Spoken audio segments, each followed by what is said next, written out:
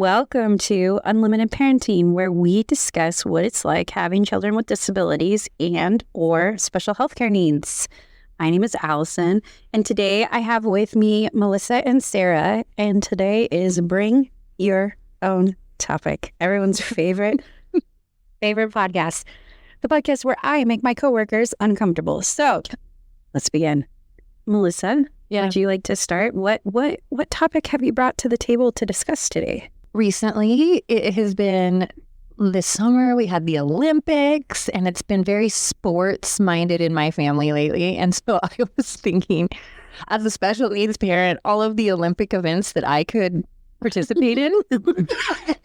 So I'm an Olympic medalist in a lot of areas, and I was going to tell you guys about them. So I'm Olympic gold medalist toenail clipper. Yeah, I'm Olympic bronze medalist at giving medicine with whipped cream, because it's a new one. It's a new event that I just started. Shoot for the stars, baby girl. I think I can get there.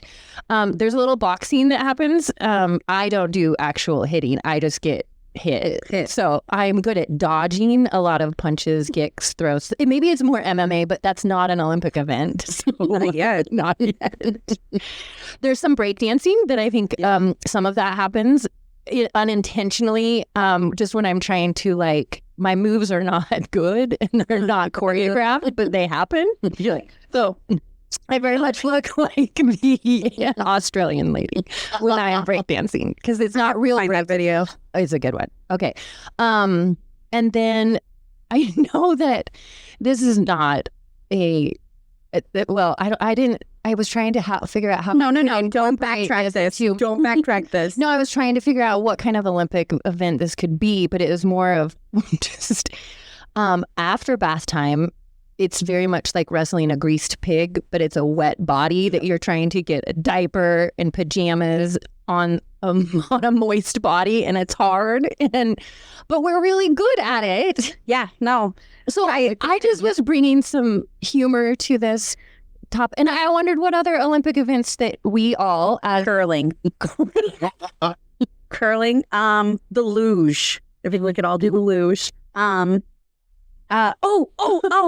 Track. Yeah. I'm eloping. There's some eloping that would be very much a track event. Some high jumping. But not the guy who had the accident when he was jumping. Not that guy. I mean, if it wasn't in the Olympics, is the dog the agility track when you're like, that's not an Olympic sport. It's you're right. And then cross country, where Kevin Hart and Snoop Dogg were narrating the Olympics or whatever, and they were in her slide. Yes. Yeah. I have to tell you, I know this wasn't part of our topic, but really, that was one of my favorite things about the Olympics, is Snoop and Kevin Hart and their commentary. And I just want people to make it funny. I do too. And that's where I am today. So my Olympic events that I enter into, I don't enter willingly into them. I'm just a participant that has to. Because I'm the person that sits on the couch eating popcorn mixed with M&Ms and a big old Coke, watching the Olympics. Like, really? That's the best dive you can do. So you would be judging my toenail clipping, and you'd be like, really? You could do a little bit better. You're still to the quick. You're still using the baby toenail clippers? I have to. Sometimes I have to wait till my kids are asleep. Yeah. Yes. Yep. Or medicated. Yeah, that's a good one. I am being so for real, but maybe that gives me an unfair advantage if we are talking in terms of Olympic sport. No doping. No doping. And okay, I have a real question. Okay. And this is not my topic, but now that we're talking about it, I really want to ask. So this may not be politically correct, but I'm giving it my best shot. You know how when you play a sport and maybe you get a little delay, or you get some extra support, and they call it a handicap. Oh, like in, you know what I'm talking about? golf is, I think, too. This player gets a handicap. Are we doing away with that at any point? You're the sports person in my life. I play sports that have handicaps, though. Okay, thank you. So it's not every sport. No. They don't call that in every sport. Absolutely. I think just golf is the only. It's just golf. Okay, so are we going to deprecate? Like, do I need to start a petition to get rid of that term? Because maybe Okay, so my husband does watch a lot of golf. And so with that, I know. If you need a minute to let that sink. I'm really sorry. That surprises me about your husband. I know. Okay, I apologize. I mean no ill will, but An enigma shroud in a mystery. He's in the closet watching golf. golf just seems like the most boring sport to watch on TV. It is. It's Okay. You know what though? And maybe this is just basketball. Yeah. I can't watch basketball. I just recently found out that there are two teams on a football team. She did. Because no, hear me out. Yes, Gotcha. So I don't remember. When was the last Super Bowl that had Tom Brady? It was a few years ago. Okay, thank you. A few years ago, the last Super Bowl I watched, I looked at my husband, and we're not alone. We're at a party. There are multiple people around us, and I said, "Wait a second, the Patriots are out there. Where's Tom Brady?" And my husband goes, "He's on the sidelines. It's not his turn to play." What do you mean it's not his turn to play? I thought he played the whole game. And actually, If you're Buppy. Yeah, if you're my kid on the high school football team, you play both ways. But do. now we confused her. I'm sorry. So in high school, you can play both teams, but in college and pro, you can't. Yes. Well, you could if they want you to. God. But there would be reasons that you wouldn't want. You know what? This is why I like IDEA. There is no maybe, potentially, perhaps. There is, this is what it is, and this is what it's not. True. Call me a black and white thinker, but I wouldn't I call you that. That would be rude. yeah, but okay, so that I want you guys to know I'm an Olympian. you are. I bet you could also do some of the hand-eye coordination sports because you're like throwing clothes in the laundry hamper or like diapers in the wastebasket. Like table tennis. Table tennis is at the Olympics. Yeah. Sorry, listen. But really, table tennis is in the Olympics. Yes, yeah. This show is called Allison Doesn't Know Anything About Sports, episode 85. I think, we could have multiple episodes. Yeah, we could. What Allison does We about could. sports. We could just have episodes about what I don't know. Well, that's not fair. All of us. I know those episodes. You primarily are sports-based. Oh, man. Yeah. I could read a book about it. He was the 84th man to die in the Mosquito Bowl. Okay.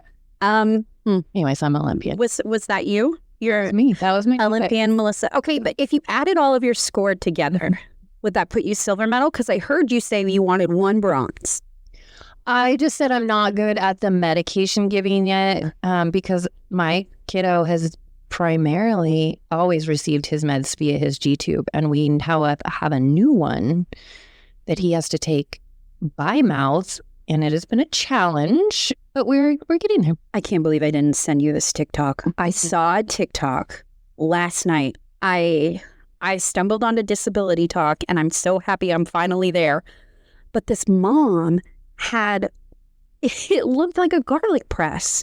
She put the pill in, it crushed it. Yeah. She mixed it up in a little bit of fluid, and then she had us. Okay, you all know what I'm talking about. Mine is like a screw. Yeah, that's what mine is. It did not look like that. It looked like, and she, Wow. like a lemon squeezer. Yeah. You guys can't see me, but I'm squeezing my hand as if I'm pushing a garlic press, like I'm milking a cow. Yeah. And then she puts it in the fluid, and then she gets a syringe, and she just put it in his mouth. Oh, yeah. Would You did that. Would he do that? Or is he cool just swallowing the pill? I guess is what I'm saying. So this particular pill is one that can't be crushed. Really? He's taking an ER? Yeah. Oh, I didn't know. Yeah. So yeah, I guess to wrap that up nicely with the medal, I would be bronze medal medication giver because I'm getting there. But I have multiple gold medals in toenail clipping. So for real, you're just a gold medalist. I'm a gold medalist. I'm a gold medal. I would say I'm a gold medalist at changing diapers. Yeah, I probably am too. Like people are like, "You're already done." I'm like, yeah. Where have you mess been? around here? Yeah. You know what I want? Excuse me. I want like a mini. You remember when we used to washcloth diapers, or you've seen someone washcloth diapers, and they have the little thing connects to the toilet. It's like a shower sprayer, and you can spray the diaper off before you wash it. That's a real thing. Yes. What I want, It's like a bidet. In the toilet? it is kind of like a bidet. It is. Interesting. Well, Oh, wow. it sits by the toilet. But Oh, it's okay. like I don't know. I'm just doing this justice. Parents of children who use cloth diapers are going to come for me in the comments. But you use cloth diapers. I know, but it's Just not very obviously well. been a quick minute. Yeah, I was using the bidet to wash them out. I'm just kidding. I didn't. But I want like a power washer kind of a thing for parents of adult children to use. Yeah. Because I've heard some horror stories about some bowel movements, and I'm wondering, like, could you use them? You could absolutely okay. something like that. Yeah.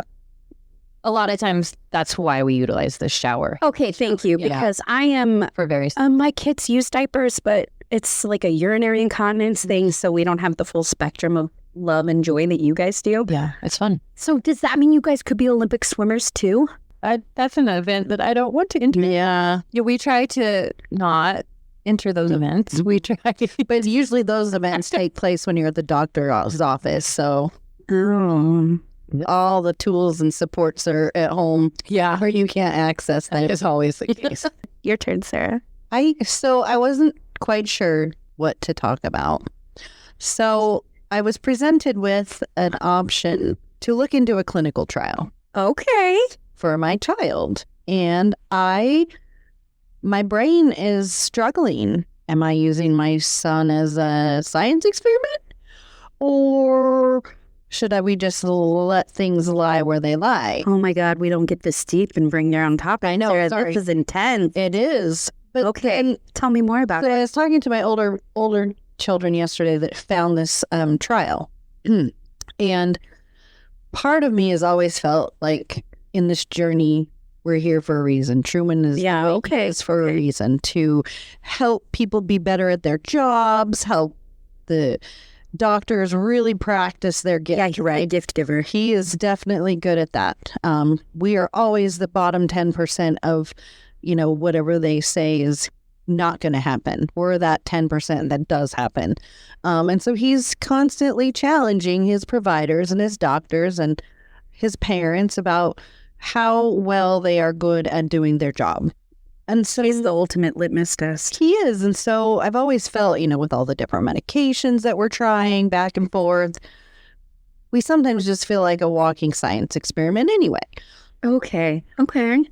So I'm waffling on how to move forward on a clinical trial that could enhance his quality of life. I don't want to change him because Truman is who he is. Right. But if you're presented with an opportunity to elevate someone's quality of life How do you not, right? for them, not for me, but yeah. Right. So let me ask you this. As a person who's really outside of this, I think my first question would be, is this kind of like a pill? Is it an injection? Is it surgery? Like how invasive? Surgery and an implantation, and the kiddo is filled with metal already.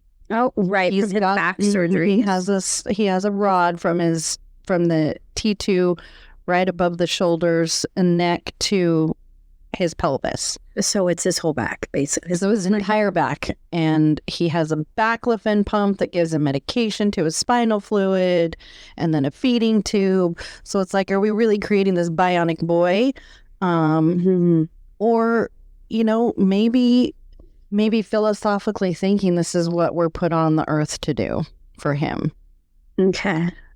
So let me ask you this. Let's say you go through with it, right? And he does become a part of this clinical trial. What are some side effects he could experience? Because I need to do more research. well, I guess another thing that I'm thinking is that your son is a non-speaking individual. So it's not like it could take away an ability, but it has the potential of giving an ability. Right. And this is something that has worked before for another person, right? Yeah. So just one person? They've only done it on one person? But it's been approved through the FDA. So, Stop. Really? Yeah. So I know. So what are the like who are they looking for? They're looking for someone who is quadriplegic. So Truman has no use of his all four limbs. That's what that means. And the inability to verbally speak words and get anything out to anyone to understand what he needs and wants. So what you're saying here is that he is the perfect candidate and it could benefit him. Yeah. And it's at no cost to you? I don't think so. But, where do I... And where his guardian will be his legal guardian. So it's... So let me ask a different question. What Truman uses an AAC device.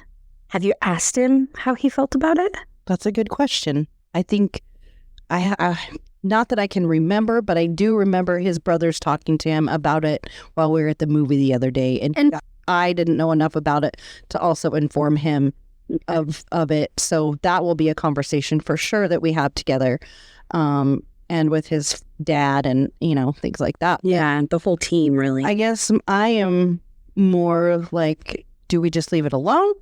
Or leave Truman alone and move throughout space and time the way it is? Or provide an opportunity to join a clinical trial? And I know that we've explored clinical trials here with our own kids in the office and had discussions about it.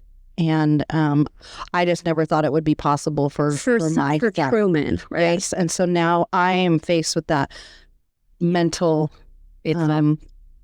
grappling, right? Mm-hmm. Yeah. So I know it was a heavier topic than the Olympics. Sorry. No, we could offer some. But it just presented itself over the last couple of days. And I'm like, this might be a really good thing to talk about because we all want what's best for our kids. Yep. And those of us who have kids who are extremely challenging, be it medically, physically, behaviorally, we're always looking to make sure that they live the best life that they can. Yep. Yeah. When is there like a due date? Like, do you have to give someone not sure. Not sure. Oh my God. All I know is the intake form is going to take about an hour. Wow. Mm-hmm. And is it an interview or it's just the form? It's just the patient registry form. I mean, I know we're not supposed to give advice here at Idaho Parents Unlimited, but I would do it. Right? I know. I would do it. Yeah. I'm assuming Truman consents, which I feel like he would. Yeah. Yeah. I think he's just gets so frustrated that he can't. Yeah. People can't understand him. I think this is a really good time to plug those person-centered planning tools, and you can use some of the the support star, and you can use some of those trajectory tools to really navigate this conversation with Truman and the other members of his team. Yeah.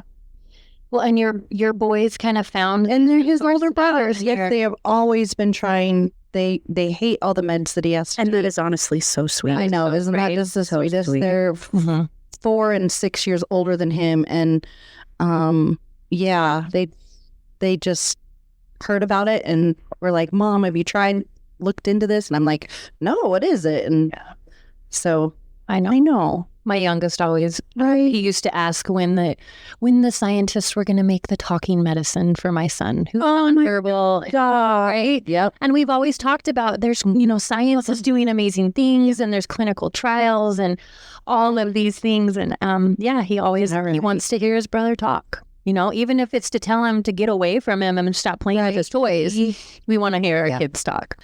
I know, and I think we don't want to change them, right? We Yeah, don't want to change them, and we're not trying to cure whatever it is that they have, because what our kids experience is not curable, right?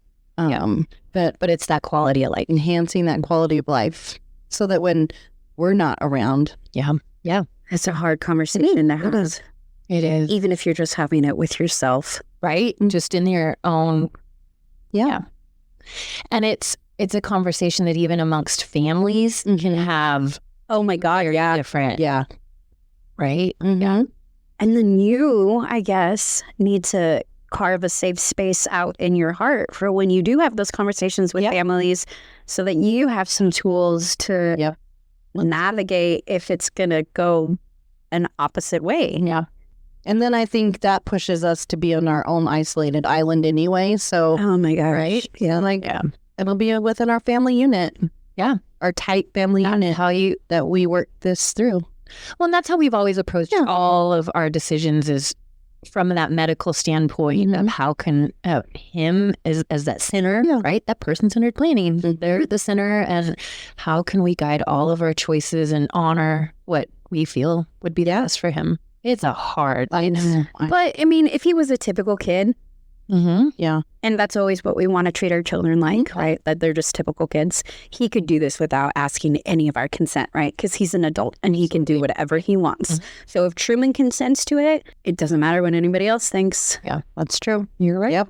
You're Well, making the thanks. best decision. Yeah. Cool. What about you? Yeah. What's your topic? Oh God, what about me? Well, it's not Time to be got. it's not as deep as a clinical trial or as fun. God, thanks for making me go last. Mine is about the conference that I recently went to. Oh, yeah. So it was the Division of Early Childhood for the Council on Exceptional Children. Say that 5 times fast. It meets annually, and its audience is administrators, teachers, coaches, early education providers, and parent training information centers. So one thing that I thought was really interesting was how different every state is. Mm-hmm. Yeah. It was really unique. I thought that the sessions were hands down the best ones that I had ever been to. The keynote speaker was fantastic. I made a lot of connections. I talked to a lot of vendors, so I feel like I have more resources that we could give to parents now as a result.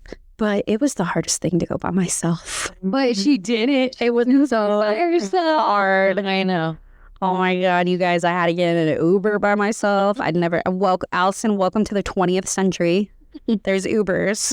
I'd never done any of that before. And it was my Uber driver's birthday. Oh, really? Yeah. And he even showed me proof because he was like, a lot of people don't believe me because they think I just want a bigger tip or more stars or whatever. So he's like, no, really, it's really my birthday. And And has a license for every day. yeah, right. It was really funny. Conspiracy theory. He was really polite. He said, can I take a call? Oh, that's nice. I said, sure, why not? Answer the phone. And he answers the phone, and you could... Hands-free. Hands-free. Hands-free. Everyone was very safe. I don't know what the laws are in New Orleans regarding driving while on the phone, Yeah. but it was very safe. And I think it's so funny how no matter what language someone is speaking, you can recognize happy birthday. It was so sweet. And it was just... What? It was in, he ended up telling me that he spoke, his native language was Chinese. So someone was calling him to wish him happy birthday, and they sang it in Chinese. And he was like, let me take it off speakerphone. I was like, no, leave it. Leave it, please. That's really cool. It was so sweet. And then, Never heard of in Chinese. the singing kind of panders out. Yeah. And then you start hearing all of these little voices, happy birthday, happy birthday. So it was like this huge group, and I wanted to cry. you could tell that they were just like little voices. And he was like, and he looked up in the rear view mirror, and he was like, nieces, nephews. And he was, it was so sweet. And I was like, what are you doing working on your birthday? Really? Something about Uber gives you double diamonds or something. Yeah. You work on your, I'm like, Be encouraged. that's what I was thinking. And it brings me back to the whole thing about, and I know you feel this, Melissa, very strongly in your bones, working on Thanksgiving. No. Yes. Yes, I feel that. For those of you who don't know, Melissa had a life in retail before IPUL, and I had a life much shorter than Melissa in retail. So I'm old. And no, because I just didn't spend that much time in that world, but you worked a lot of Thanksgivings. And I refuse. I will never work another. That was a condition of my employment at IPUL. I was like, hey, I'm never working Thanksgiving or Black Friday. Just And Angela was like, no, neither am I. Yeah, she's like, it's a federal holiday. You don't have to. I would volunteer. I would volunteer because you got double time. Yeah. And I was like, I'm all about that. And I But was salaried for most points, so that I was told to be here. We had to. Yeah. In all fairness, my kids were really, really little, and they didn't care about Thanksgiving yet. No. Like, they liked the family being all together, and they thought that was cool. But it wasn't like you were missing out on Christmas. No, and I didn't miss out. I still participated in our dinner. It just was always, it was always, I got to hurry through this. Or, I wasn't an enjoyable. Or Melissa's family doesn't stay to do the dishes because she has to get ready to go for the next shift, right? For real. I noticed that, though, and I know this wasn't my topic, but I did notice that parents are like, or family members are like, you chose this. Yeah. Can't you just take the day off? Yeah, no. And I'm like, you really don't understand. No, and I don't think anyone has the right to say, Right. Target never you sleeps. chose this. No, sometimes we Place an employment. have to work, and that's a stipulation, right? Like, I don't know. I know. I hate that excuse. It was really, it came full circle when my mom decided to work retail for a little bit. And then she was like, oh my word, it's so hard. I'm like, yeah, Thank you. that's what I was telling you. It's yours. You're welcome. So I get now that- my daughter works retail too. So it's just full circle. And yeah, she'll have to. That's a job that everyone needs to, I think, I agree. experience that. As a retail, right? Yes. Oh my gosh. Makes you a more compassionate human. It really does. And you learn how to speak to people nicely or Appreciative. appreciate. Yep. I love how Melissa will shut the door so no one can hear her when she has to use her customer service voice on the phone. For real. Hey, yes.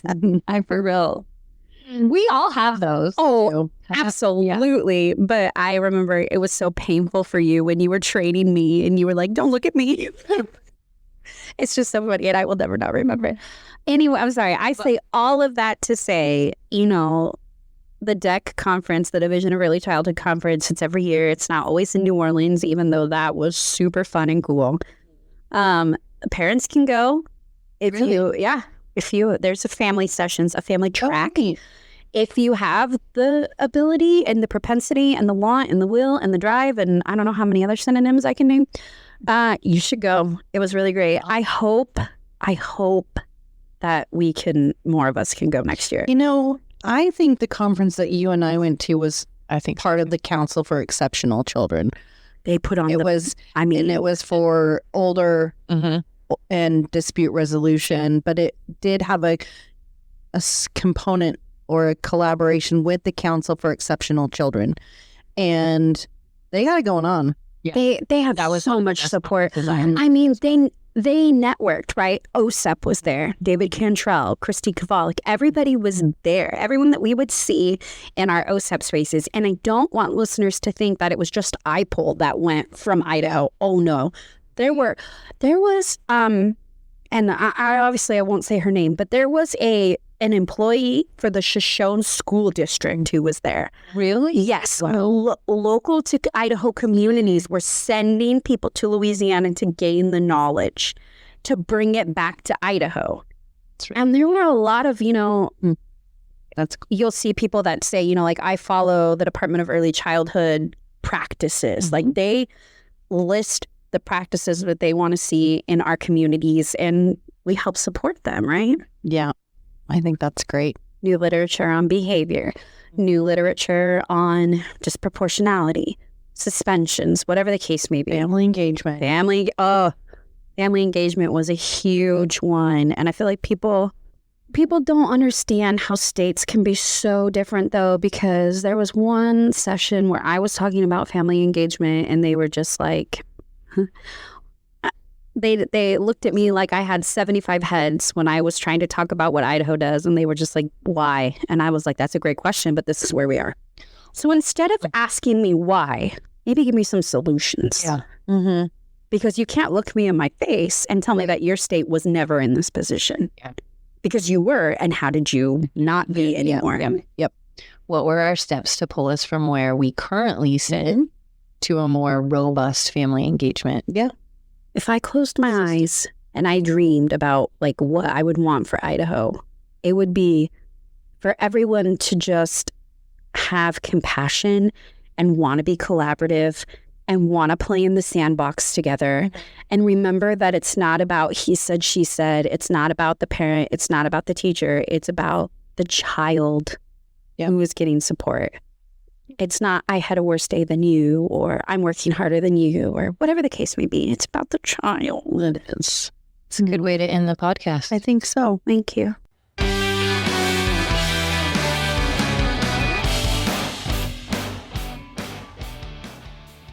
Thank you so much, everyone out there, for listening in. And know that if you are in Idaho or planning on moving to Idaho and have questions on systems or services for children with disabilities, please consider reaching out to us on our website at IPUL Idaho. That's IPUL Idaho.org. or by calling us at 208-342-5884. Be sure to tune in next time. Until then, this has been Unlimited Parenting. Thanks for listening.